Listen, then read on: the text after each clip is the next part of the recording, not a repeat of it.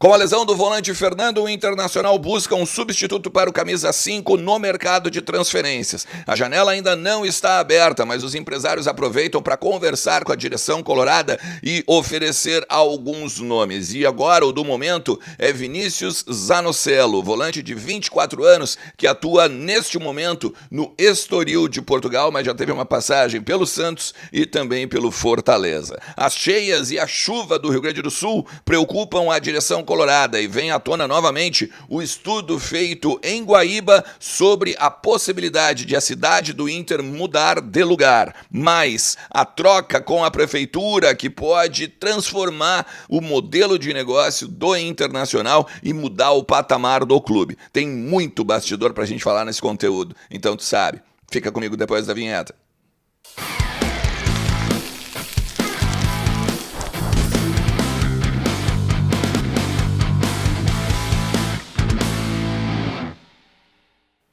Fala Colorado, fala Colorada, como é que vocês estão? Tudo certo? Tudo beleza? Bora falar do Internacional e atualizar as informações do nosso clube, entender um pouquinho do que está acontecendo nos corredores do Beira-Rio, também no CT Parque Gigante, na Morada dos Quero-Queros, né? A casa da nossa base lá em Alvorada, tudo sobre o nosso Colorado tu encontra nos conteúdos aqui do canal. Fica comigo até o final do vídeo, te inscreve também, ativa a notificação que é o sininho do lado do inscrever-se e lembra sempre de deixar o like e compartilhar o conteúdo nos teus grupos, nas tuas redes, para os teus amigos colorados, porque também ajuda pra caramba o meu trabalho. KTO.bet.br é a minha casa de apostas e ela pode ser a tua também. Quem sabe tu pode ser até o maior palpiteiro do Brasil, ganhando aí a Liga do Milhão. Aproveita tudo que a KTO tem para te oferecer agora nesse link que está no comentário fixado ou então na descrição do vídeo. Hoje tem ganho aumentado.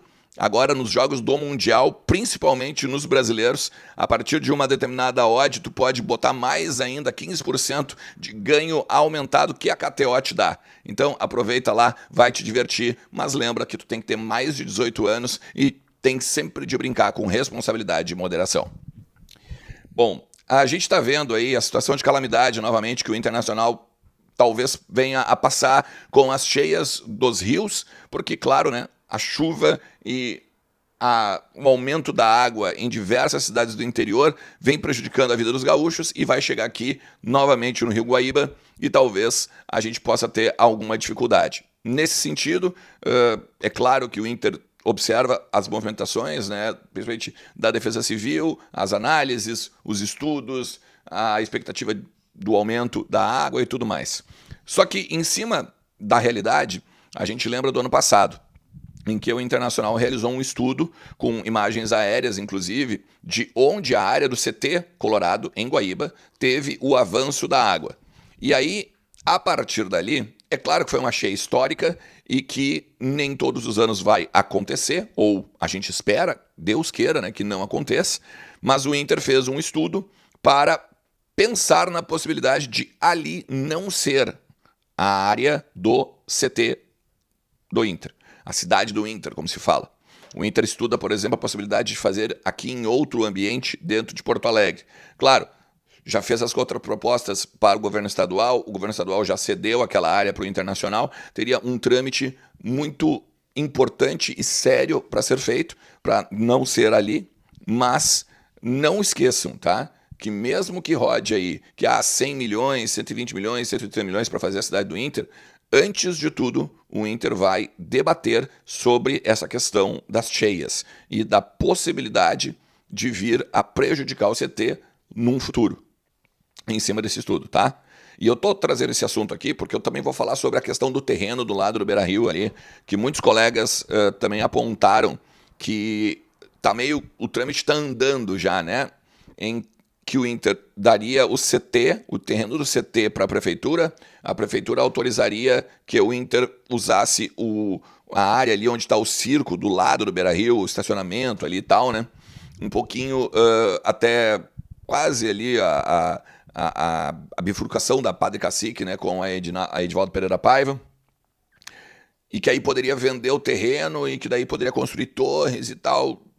É e não é. Tá?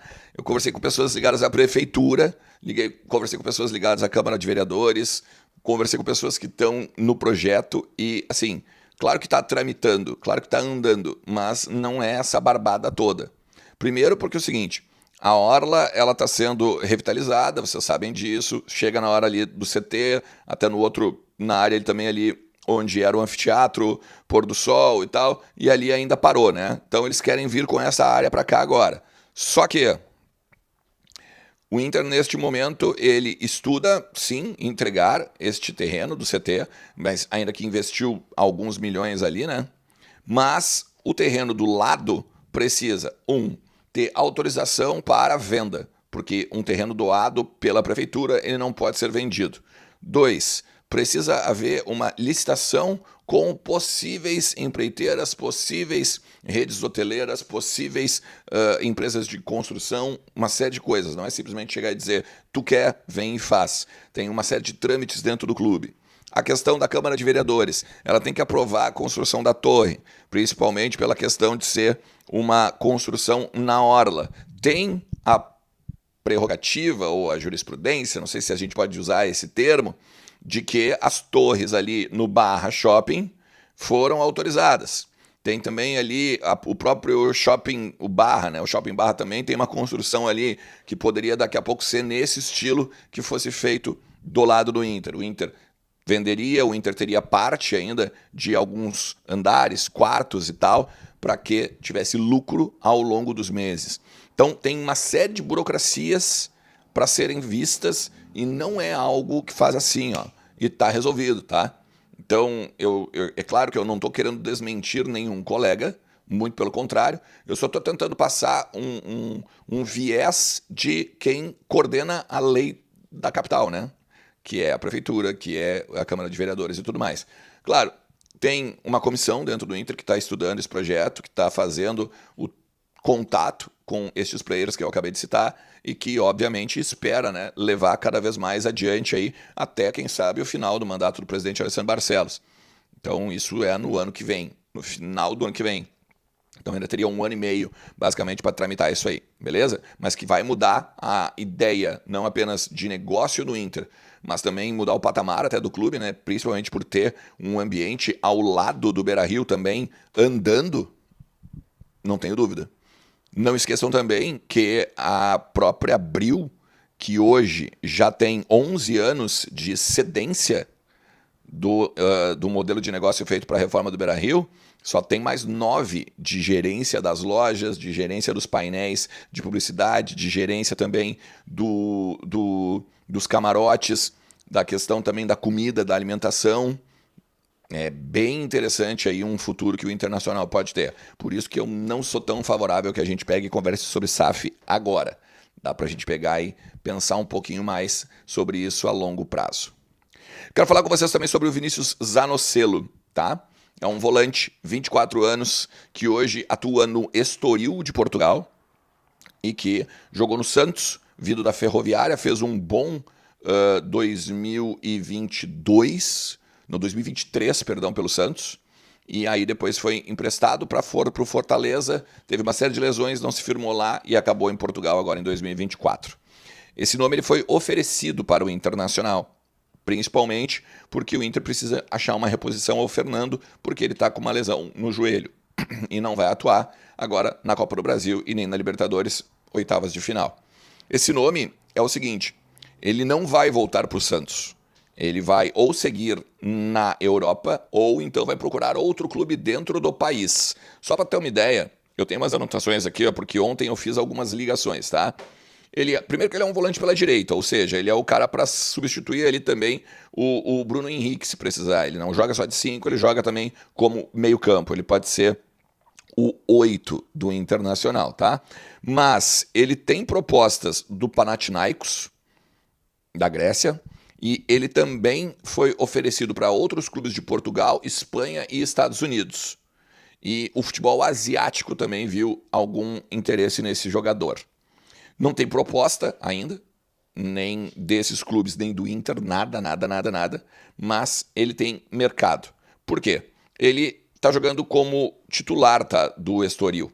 Até também fiz uma outra pesquisa aqui, só para a gente ter uma ideia.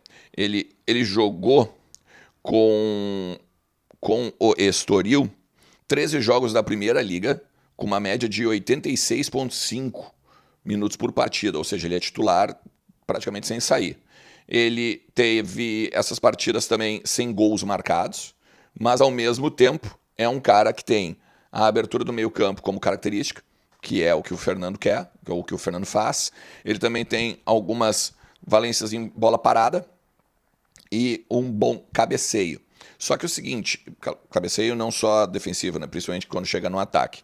Eu confesso assim que quando ele jogou no Santos, que foi o melhor momento dele foi em 2022, quando ele teve 50 partidas pelo Santos, eu até gostava desse jogador, mas eu não sei, eu acho que ele, neste momento, ele é um tanto franzino demais para a posição. Porque olha só, até conversando com algumas pessoas ontem, uma fonte me disse o seguinte: o Inter, quando recebeu este nome, disse o seguinte: queremos um jogador de intensidade, mas que também tenha força física.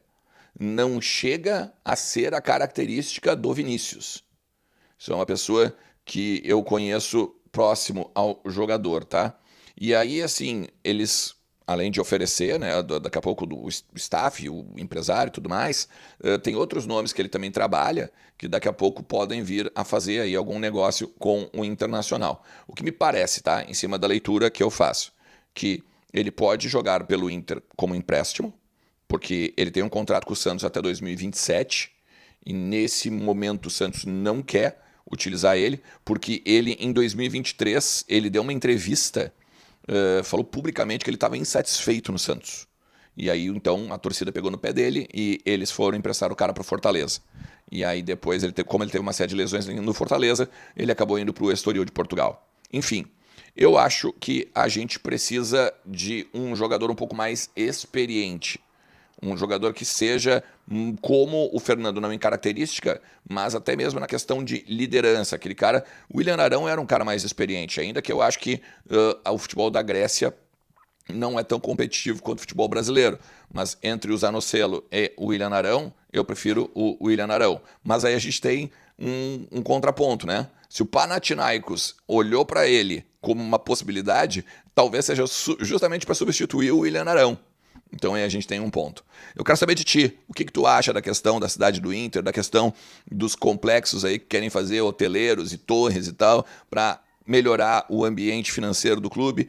Vinícius Zanocelo também, possibilidades mil que a gente tem no mercado. Bota nos comentários e vamos trocando uma ideia ao longo de todo o dia. Valeu, tamo junto, forte abraço, tchau.